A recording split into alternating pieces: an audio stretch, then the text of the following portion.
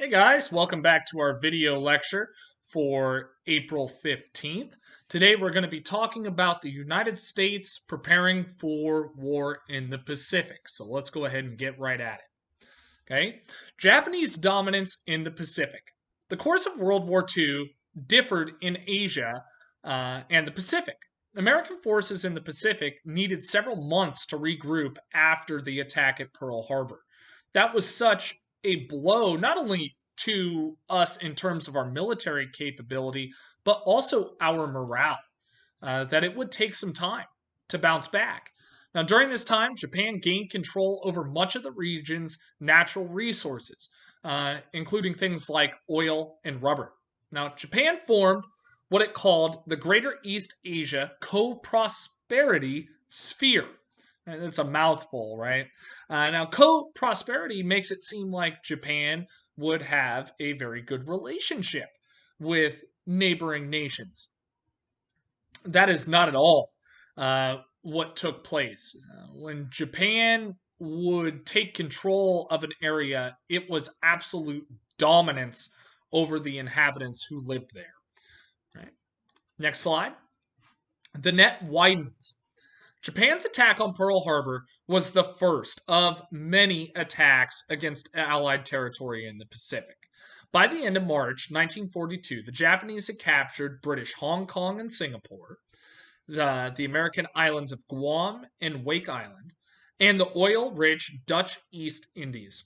By this time, Japan had also invaded several larger possessions of the Allies, including the Philippines, right, and the British colony of Burma. In other words, Japan is taking as much land as they possibly can, right? Because again, Japan being an island nation, resources are limited. So they need to exploit these areas as much as possible to keep their war machine going.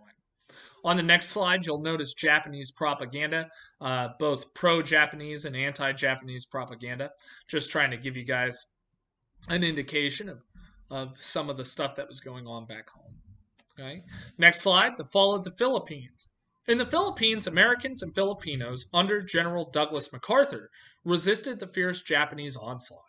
Disease and malnutrition killed much of the defenders. Roosevelt would order MacArthur to leave. Now, MacArthur didn't want to leave, and again resisted the president at every turn until eventually he was ordered to leave. And MacArthur promised, if you will, that he would return to the Philippines and that he would liberate the Filipinos. Japan succeeded in conquering the Philippines 2 months after General MacArthur left. Okay, so next slide. America hits back. On April 18th, 1942, 16 bombers took off from the carrier Hornet, which had sailed to within 650 miles of mainland Japan. Led by Pilot Lieutenant Colonel James Doolittle, the bombers targeted Tokyo and other Japanese cities.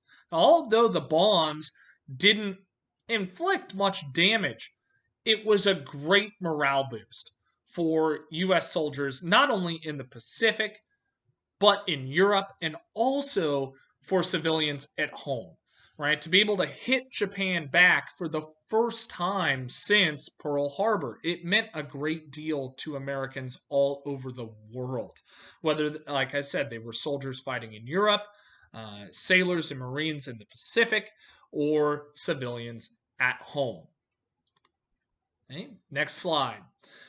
Coming to the aid of Australia. During Doolittle's raid, American code breakers intercepted signals of enemy activity far to the south in the Coral Sea. Japan was moving to isolate Australia. Again, Australia being part of the British Crown, this would be a major blow to the Allies to lose the Aussies. This was not something that the United States was going to allow to happen. Now, to stop the Japanese, Admiral Chester Nimitz sent 2 aircraft carriers, several cruisers, and a few destroyers, everything he could spare to save Australia. The American force would face a larger Japanese fleet, which included 3 carriers. Okay, next slide, the Battle of Coral Sea. The subsequent Battle of the Coral Sea occurred in early May of 1942, and it was fought entirely by carrier-based aircraft. It marked the first time in naval battle history in which the enemy warships never sided each other. This was fought entirely by planes. Very interesting. Japanese aircraft sank the carrier Lexington and damaged the Yorktown, while American planes sank one Japanese carrier and damaged the other two. Despite fairly even losses, the Americans gained a strategic victory. Right? Japan could no longer advance further south, which limits their resources, but more importantly, Americans learned that they could fight and potentially beat the Japanese Navy. This is crucial, right? All trying to start building some momentum. They hit us very, very hard at Pearl Harbor, right? Having a few draws along the way, we'll take that, right? You got to draw a lot of times before you can win. So, next slide, a defensive fight for now. The Europe First strategy disadvantaged the Pacific. Make no mistake about it. The United States cannot push hard on the Japanese because most of our resources are going to fight Hitler and the Nazis. So that leaves our Navy and our Marines in the Pacific in a very defensive stance. We can't go on the offensive. We need to fight on the defensive, right? Try to keep Japan from expanding. It's not time to start pushing them back quite yet, right? We need to hold them at bay. Okay, so next slide. What are our strategies? How are we going to attack Japan? Well, one of the options was using Alaska as a launch point, specifically the Aleutian Islands. The Navy officials who wanted to go entirely on the offensive debated if Alaska would be a good option. Now, however, pilots and their crews would have to battle snow, wind, fog, everything that's very common in Alaska. Alaska becomes an option that's not really considered because of the weather itself. How about China? Using China as a launch point. Well, this was an idea that was floated since China's coast would make an ideal staging area for air assaults on nearby Japan.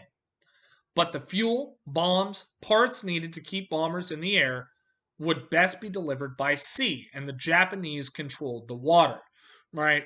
When you think about controlling large areas, right? Why was an island nation like Great Britain able to create the world's largest empire?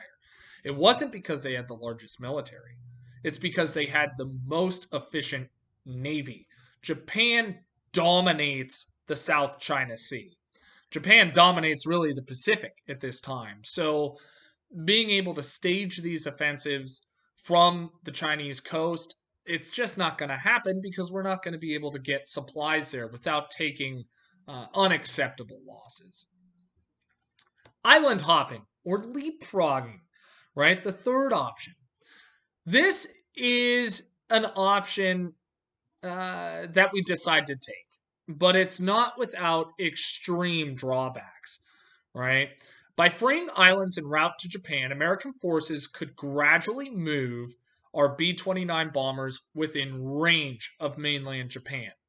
Now, this process would take time, and the Japanese resistance, the closer you got to mainland Japan, would become more and more fierce. In addition, many islands were well fortified, so American casualties would be significant. In our video lecture tomorrow, we're going to talk about the strategy of leapfrogging or island hopping and how it really played out. It was a very, very difficult situation that our Marines had to endure on those islands to push the Japanese all the way back to the mainland. Okay, so as always, I hope you're well. I hope you're staying active, right? I miss you guys a lot, and I will hopefully see you soon. Bye.